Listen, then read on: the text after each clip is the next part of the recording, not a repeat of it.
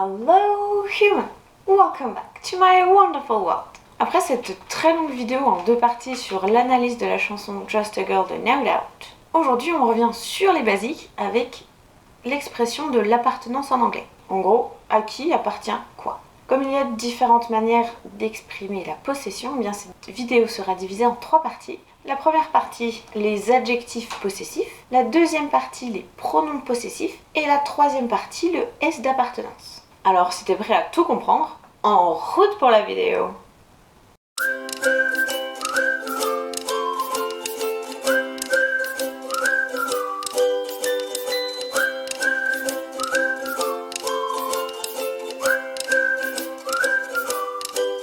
Commençons par le commencement, les adjectifs possessifs.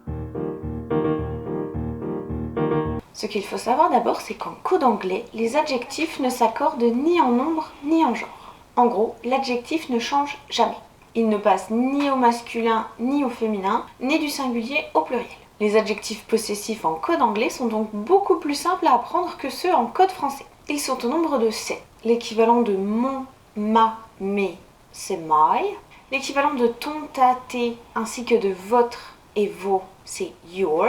Là où ça se complique un petit peu, c'est pour le son ça, c'est. Parce qu'en français, on ne fait pas de distinction entre si le possesseur est masculin ou féminin, alors qu'en anglais, on fait la différence. C'est-à-dire qu'en anglais, on va avoir 3 adjectifs possessifs à la troisième personne du singulier. Si le possesseur est un homme, on va dire his. Par exemple, le chien de mon frère, his dog. Si la personne qui possède est au féminin est une femme, on va dire her. Le chien de ma sœur, her dog.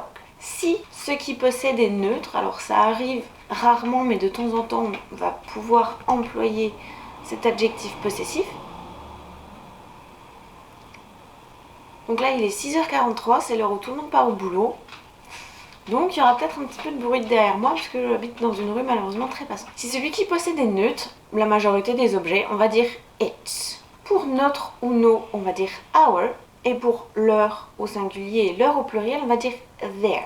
Alors celui-ci est à ne pas confondre avec their, T-H-E-R, et their, T-H-E-Y apostrophe R-E. Ça s'écrit bien T-H-E-I-R. Mais rassure-toi, même les anglophones se trompent. Donc, petite marge de manœuvre quand même. Passons aux exemples. Je vais te donner, comme d'habitude, une phrase affirmative, une phrase interrogative et une phrase négative pour que tu puisses voir comment ça se construit, en sachant qu'ici, on porte l'accent sur les adjectifs possessifs. Mais ça me fait penser, pourquoi est-ce qu'on dit un adjectif possessif? Eh ben, parce qu'en fait, mon, ma, mes ou ces trucs-là, ça reprend rien du tout. Donc c'est pas un pronom, c'est pas quelque chose qui vient remplacer, mais c'est bien quelque chose qu'on vient mettre devant un nom pour donner des petits détails supplémentaires. Donc, comme ça se met devant un nom, c'est un adjectif. Petit exemple. Ma voiture est rouge. My car is red. Is my car red? My car isn't red. Your car is red. Is your car red? Your car isn't red. Sa voiture à elle est rouge. Her car is red. Is her car red? Her car isn't red. Sa voiture à lui est rouge. His car is red. Is his car red? His car isn't red. Our car is red. Is our car red? Our car isn't red. Leurs voitures sont rouges. Là, on met les voitures au pluriel puisque ils ou elles, au pluriel, ont plusieurs voitures. Their cars are red. Et là, tu vois bien que on n'accorde pas l'adjectif possessif, mais bien le nom qui suit. Are their cars red? Their cars aren't red. Là, on a un petit enchaînement de pas mal de phrases qui sont presque toutes les mêmes. La seule chose qui change, eh bien, c'est l'adjectif possessif. Ça fait pas mal de répétitions, mais comme on dit, la base de l'enseignement, c'est la répétition. Alors là, c'est une petite piqûre de rappel sur l'ordre des mots dans les phrases. Petit point prononciation. On prononce bien le H de his, pour bien qu'il se distingue du verbe be à la troisième personne du singulier is. Donc, on note bien la différence, his et is. Hyper important. Aussi, on fait attention à ne pas ajouter de H devant our, notre, pour faire la distinction avec hour, une heure. Passons à la deuxième partie, les pronoms possessifs. Alors ici on dit pronom parce que ça vient remplacer un nom. Et généralement, on utilise les pronoms possessifs pour éviter justement de répéter le nom. Ces pronoms sont également invariables. Ils ne changent ni en genre, ni en nombre. Encore une fois, on n'accorde ni en fonction du masculin ou du féminin, ni en fonction du singulier ou du pluriel. Ils sont également au nombre de 7. Petit exemple, encore à propos de chiens, puisque grande fan de chiens, on va peut-être changer un petit peu, chien, voiture, téléphone. Ce téléphone est à moi avec les adjectifs possessifs. C'est mon téléphone. Pronom possessif, c'est le mien. Donc, le mien, la mienne, les miens. En anglais, ça devient mine. Le tien, la tienne, les tiens, mais aussi le vôtre, les vôtres, yours. Le sien, la sienne, les siennes. Au masculin, his. Celui-là ne change pas. Au féminin, hers. Et au neutre, its. Ensuite, le nôtre, les nôtres, ours. Le leur, les leurs, theirs. Donc comme tu peux remarquer, pour la plupart des pronoms possessifs, on rajoute juste un S aux adjectifs possessifs. Il n'y a que mine qui change. Il y a de nombreuses situations dans lesquelles on va être amené à utiliser ces pronoms possessifs. Par exemple, cette maison est très belle. Oui, c'est la nôtre. Au lieu de dire oui, c'est notre maison. Voici les exemples. On va devoir parler de l'objet possédé, et donc pour avoir besoin de nos pronoms possessifs, il va falloir qu'on fasse une première référence à l'objet. On va donc poser une question et y répondre. Whose book is it? It is mine.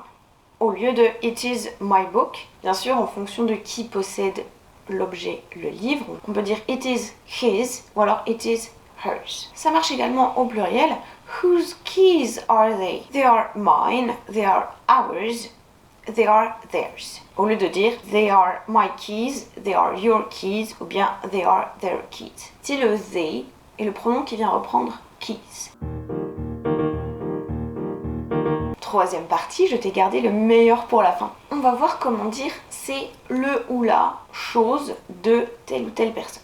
Donc, première possibilité, on va dire comme en français, the of.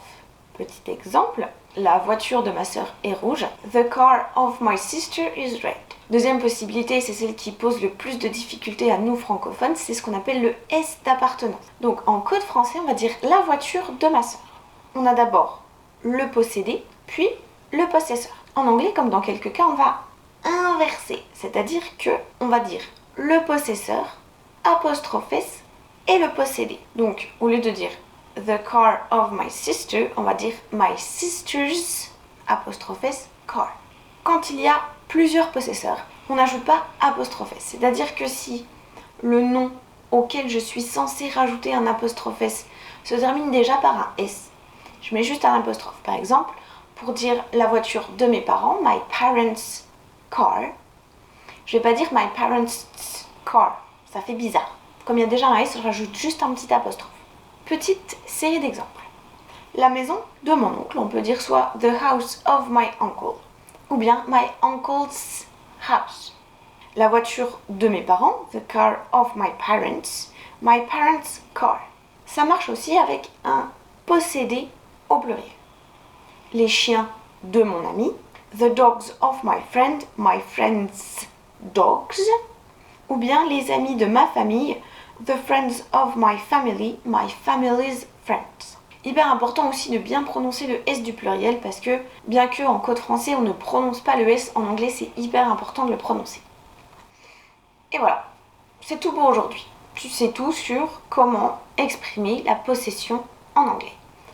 3 manières, adjectif possessif, pronom possessif ou bien le petit S d'appartenance. Ce que je vais essayer de faire, donc là je m'avance peut-être un petit peu, mais je vais préparer une petite série d'exercices que je te mettrai sur mon site, le lien en description. Je pense que je mettrai aussi le diaporama de support que j'utilise pour moi faire mes vidéos avec tous les exemples, comme ça tu pourras les retrouver. Peut-être les manipuler un petit peu parce que généralement ça aide de refaire soi-même des phrases. Si certaines choses sont encore un peu floues et que c'est pas hyper clair, je te laisse poser une question en commentaire. J'y répondrai bien sûr avec plaisir. Si ça t'a plu, laisse-moi un pouce bleu pour me le faire savoir. Ça fait toujours plaisir d'avoir un petit pouce bleu. Je te laisse aussi partager en masse à tes amis parce que je sais qu'il y a plein de gens qui galèrent avec cette expression de l'appartenance, surtout le côté on comprend pas trop comment nous français on sait pas trop dire son à lui ou son à elle, on a tendance à se mélanger un petit peu les pinceaux, donc n'hésite pas à partager pour aider des gens que tu connais à ne plus trop galérer là-dessus. Si tu veux continuer à apprendre l'anglais avec moi, je te laisse t'abonner et activer la cloche des notifications parce que en ce moment, le planning de sortie de vidéo est un petit peu aléatoire. Après la vidéo en 2 parties sur les paroles de Just a Girl, je pense que je vais faire quelque chose d'un peu plus simple. Niveau collège, palier 1, 6ème, 5ème, plutôt 6ème. J'aimerais bien faire une petite vidéo sur la description physique. Dis-moi ce que t'en penses, n'hésite pas à me suggérer en commentaire des sujets. Parce que c'est vrai qu'il y a énormément de choses à voir ou à revoir. Et s'il y a un sujet sur lequel tu galères particulièrement, laisse-moi un petit commentaire pour me dire et m'orienter sur les prochains sujets de vidéo. J'espère te revoir au prochain épisode. Allez, see you later, human!